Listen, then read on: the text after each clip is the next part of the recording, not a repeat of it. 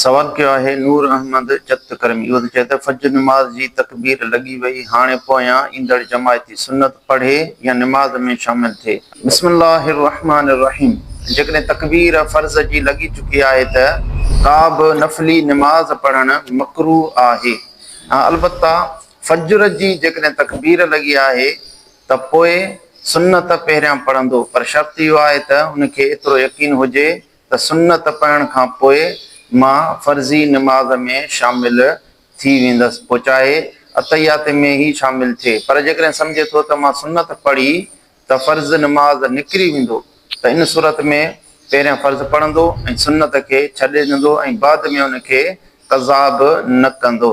अलबत्ता जेकॾहिं ज़ोहर जी सुन्नत पहिरीं रहिजी चुकी आहे त पोइ उनखे ॿ बाद वारी सुन्नतुनि खां पोइ क़ज़ा करे सघे थो।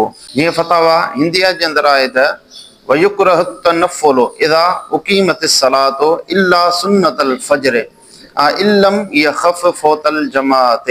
पाण फरमाए थो त जॾहिं फर्ज़ नमाज जी तकबीर लॻाई वञे त उन वक़्तु नफ़ली नमाज पढ़णु मकरूह आहे। अलबत्ता फजर जी सुन्नत पहिरियां पढ़ंदो जेकॾहिं जमात जे क़ज़ा थियण जो ख़ौफ़ न अथसि। वल्लाहु आलम बिस्सवाब।